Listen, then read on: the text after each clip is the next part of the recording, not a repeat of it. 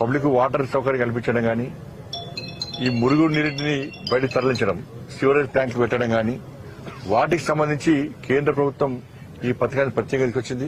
గ్రామాల్లో జలజీవన్ మిషన్ ఇట్లా ఉంటుంది. మరి దానికి సంబంధించి ప్రభుత్వం ఇవాళ వేల కోట్ల రూపాయలు ఇవాళ అమృత్ పథకం ద్వారా ఇవాళ దీన్ని మనం ప్రయత్నం చేస్తున్నాం. దానిలో భాగంగానే వాళ్ళ సిరిసిలకు 105 కోట్ల రూపాయలు కేటాయించడం జరిగింది. ఇలా కాబట్టి రాబోయే రోజుల్లో కూడా మరి రిక్వెస్ట్ ఒకటే, అధికారులు కానీ ప్రభుత్వం కానీ ప్రోత్సహించాలి. కేంద్రం ఇచ్చే నిధులు దాని దుర్వినియోగం కాకుండా ఇంటర్లో పనులు పూర్తయ్యే విధంగా సహకరిస్తే ఇంకా ఎక్కువ నిధులు వచ్చే అవకాశం ఉంటుంది. ఒకసారి నిధులు కేటాయించాక ఆ నిధులు సరైన వాడుకోకుంటే నెక్స్ట్ వచ్చే నిధులు పెండింగ్ పడతాయి. కాబట్టి తెలంగాణ రాష్ట్రం ఇంతో అంతో అభివృద్ధి చెందుతుందంటే అది కేంద్ర ప్రభుత్వ నిధులు మాత్రమే. ఇవాళ సిరిసిల్ల మున్సిపాలిటీకి ఇచ్చే ప్రతి పైసా కేంద్ర ప్రభుత్వం యొక్క నిధులు మాత్రమే. గతంలో గాని ఇప్పుడు గాని గ్రామాలకు నిధులు ఇస్తున్నామంటే అవి కేంద్ర ప్రభుత్వ నిధులు మాత్రమే. చెప్పాలి బీఆర్ఎస్ పార్టీ వాళ్ళ, కాంగ్రెస్ పార్టీ వాళ్ళ ఈ 2.5 సంవత్సరాల్లో సిరిసిల్ల మున్సిపాలిటీకి కాంగ్రెస్ పార్టీ ప్రభుత్వం ఏమిచ్చింది? గతంలో బీఆర్ఎస్ పార్టీ ఏమిచ్చింది? సిరిసిల్ల మున్సిపాలిటీ మేము అభివృద్ధి చేస్తాం, మున్సిపాలిటీ గెలిపిమన్నారు. ఏమైంది? ఇవి నిధులు ఇవి మన రాష్ట్ర ప్రభుత్వం ఇస్తలేదని కుంటి సాకులు చెప్పద్దు. రాష్ట్రంలో మీ ప్రభుత్వం లేదు. ఎన్నికల ప్రచారం సమయంలో మున్సిపల్ ఎన్నికలు జరిగినప్పుడు మీ ప్రభుత్వం లేదు, కానీ మైకులు పెట్టి ఊకదమ్ముడు ఉపన్యాసం ఇచ్చారు. సిరిసిల్ల మున్సిపాలిటీ మాకు అప్పచెప్పండి, మేము నిధులు తీసుకొస్తామని చెప్పి అన్నారు. ఏమైనాయి? ఎస్, కరీంనగర్ కార్పొరేషన్ మేము గెలిచినాం. మేము గెలిచిన తర్వాత 840 కోట్ల రూపాయలు అర్బన్ ఛాలెంజ్ ఫండ్ కింద పట్టుకొచ్చినాం. యూడీఎఫ్ నిధులు 50 కోట్లు వస్తాయి, ఇంకా 50 కోట్లు వస్తాయి, ఎక్స్ట్రా 30 కోట్లు పట్టుకొస్తున్నాం. స్మార్ట్ సిటీ సంబంధించి 70 కోట్ల రూపాయలు రిలీజ్ చేసినాం మనం. మేము సిరిసిల్ల యూడీఎఫ్ నిధులు కనీసం పనులు నడుస్తలేవు. ఇంత పనులే స్టార్ట్ చేయాలి. కరీంనగర్లో టెండర్లు అయిపోయినాయి. నేను ప్రారంభోత్సవాలు చేస్తున్నా. 18 కోట్ల రూపాయలు సిరిసిల్ల మున్సిపాలిటీకి వస్తే కనీసం వాటిని వాడుకునే దిశలో మున్సిపాలిటీ లేదు. మా కౌన్సిలర్ అడిగినా సమాధానం లేదు. కాంట్రాక్టర్ వస్తలేడా? ఉండి చేసుకోవాలి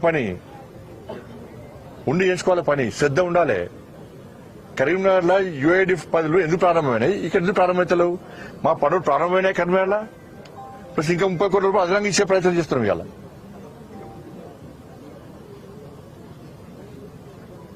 ఇవాళ నిధులు వచ్చినాయి కేంద్ర ప్రభుత్వాన్ని, అంతకుముందు నిధులు వచ్చినాయి కేంద్ర ప్రభుత్వాన్ని. ఇంకా ఘోరమైన విషయం అంటే, ఇంపార్టెంట్ విషయం ఏంటంటే, కేంద్ర ప్రభుత్వం ప్రత్యేకంగా ఇవాళ అమృత్ పైసలు వచ్చినాయి. ఇవాళ లేక్లకు చెరువుల పునరుద్ధరణ గానీ, డ్రైనేజ్ సివరేజ్ ప్లాంట్ ఏర్పాటు చేయడం గానీ, డ్రింకింగ్ వాటర్ సంబంధించి ఇలా అమృత్ అనే పథకానికి నిధులు కేటాయించినాం.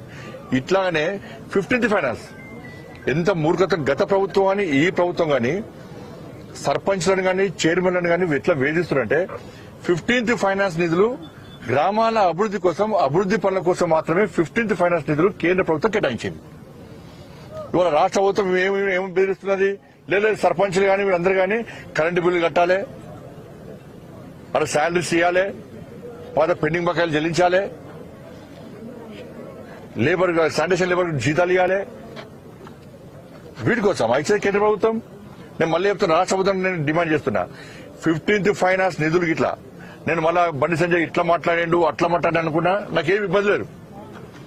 కేంద్ర ప్రభుత్వము ఏ పథకానికి నిధులు ఇస్తే దానికి మాత్రమే వాడాల్సిన బాధ్యత రాష్ట్ర ప్రభుత్వం మీద ఉంది.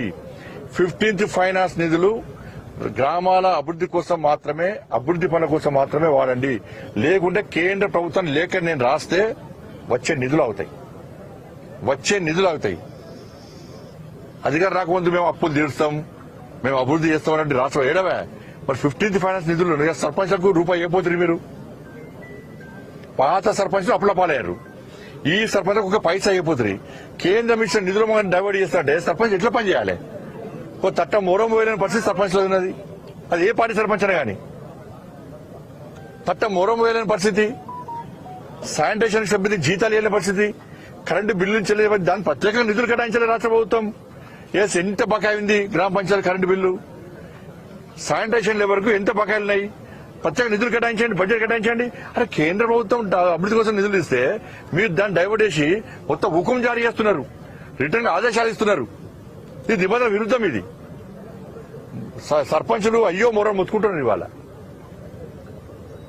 కానీ కేంద్ర ప్రభుత్వం ఏ పథకానికి నిలుస్తుంది దానికి మాత్రమే వాడాల్సిన బాధ్యత రాష్ట్ర ప్రభుత్వం ఉంది. లేకుంటే కేంద్రం నుంచి నిధులు ఆగే ప్రమాదం ఉంది. రివ్యూ జరుగుతుంది. గతంలో ప్రభుత్వం అన్ని తప్పుడు నివేదికలే, కేసీఆర్ ప్రభుత్వం అన్ని తప్పుడు నివేదికలే.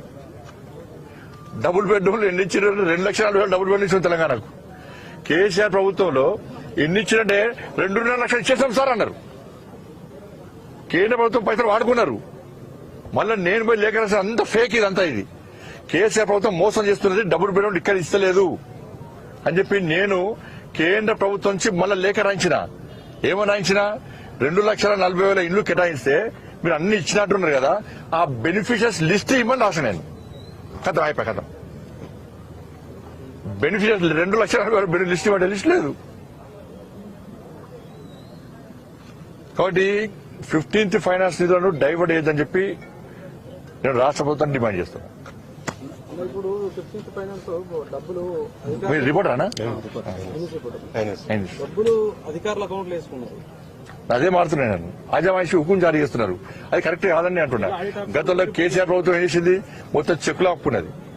ఈ ప్రభుత్వం ఏమో అధికారులకు అధికారం చెలాయించుకుని అధికారులకు పెత్తనం ఇచ్చి సర్పంచ్ మొత్తం సర్పంచ్ వ్యవస్థను నిర్వహణ చేస్తున్నారు. ఇన్స్పెక్టర్ సంబంధించి సిరిసిల్లాలో చాలా వరకు జరుగుతుంది. పానీపూరి జరిగింది చూస్తాను. కలెక్టర్తో మాట్లాడాను. మూడోసారి మాట్లాడడం ఇవాళ కలెక్టర్తో మాట్లాడతా. దాని మీద సీరియస్ యాక్షన్ ఉంటుంది. తర్వాత యాక్షన్ తీసుకొని చెప్తాను. ఎవరు నేను మాట్లాడాను. ఇప్పుడు కలెక్టర్తో మాట్లాడాను. కొంచెం ముందే మాట్లాడాను. కలెక్టర్తో మాట్లాడాను. మొన్న ఫుడ్ పాయిజన్ అయినప్పుడు ఏది చాట్ ఇది, అప్పుడు నేనే కలెక్టర్తో మాట్లాడినా. అది వాళ్ళు చూసా చెప్పినా ఇది కూడా మీరు నా దృష్టి తీసుకొచ్చేవాడు కంపల్సరీ సీరియస్ గా వెంటనే కూర్చొని మాట్లాడుతున్నాను.